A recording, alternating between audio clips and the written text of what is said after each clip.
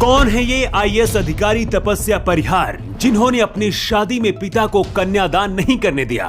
हर पिता का सपना होता है कि वो अपनी बेटी का कन्यादान करे, लेकिन आईएएस अधिकारी तपस्या परिहार ने अपने पिता को कन्यादान करने से रोक दिया।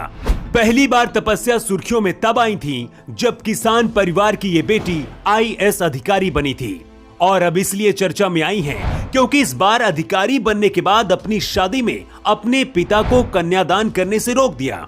मध्य प्रदेश के इस छोटे से गांव नरसिंहपुरा की ही रहने वाली हैं तपस्या परिहार, जहां इनकी शादी हो रही है। इस गांव में कम उम्र पर ही बेटियों की शादी कर दी जाती है, लेकिन तपस्या परिहार के पिता ऐसे नहीं हैं। किसान होते हुए भी अपनी बेटी को उड़ने का मौका दिया।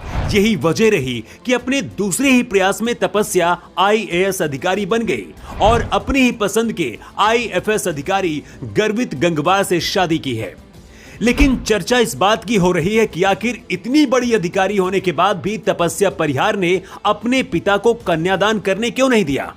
क्योंकि हिंदू धर्म की मान्यताओं के अनुसार जो माता पिता कन्यादान करते हैं उनके स्वर्ग जाने का रास्ता खुल जाता है।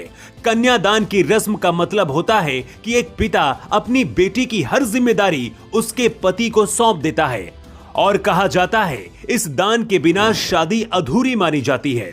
यही वजह है कि जब तपस्या ने कन्यादान करने से अपने पिता विश्वास परिहार को रोका तो हर कोई हैरान रह गया।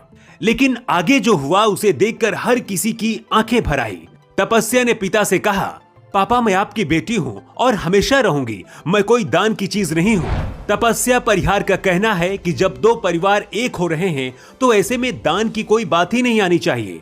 ये सुनकर पिता ने बेटी को गले लगा लिया और हर किसी की आंखें भर आईं। पिता विश्वास परिहार कन्यादान करना चाहते थे, लेकिन बेटी के इन शब्दों ने उन्हें रुला दिया। बरसों पुरानी प्रथा का एक झटके में अंत दिखा।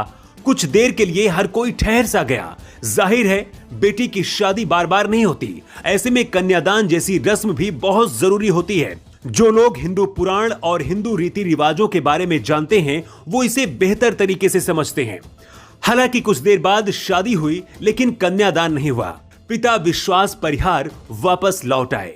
पूरी शादी खुशी से संपन्न हुई, लेकिन इस शादी की चर्चा हर जगह हो रही है क्योंकि शायद ये इतिहास में पहली बार हुआ है। जाहिर है आईएएस अधिकारी तपस्या परिहार नए जमाने के अधिकारी हैं। कुछ पुरानी सोच को बदलकर समाज में बदलाव लाना चाहती हैं, इसीलिए हर कोई उनकी तारीफ भी कर रहा है। हालांकि कुछ लोग इससे नाखुश भी हैं, क्योंकि ऐसे लोगों को लगता है कि कन्यादान जैसी रस्म होनी जरूरी है क्योंकि ये हिंदू पुराण कहते हैं। क्या आईएएस अधिकारी तपस्या परिहार ने पिता को कन्यादान नहीं करने देकर सही किया या नहीं? आप क्या कहना चाहते हैं इसको लेकर?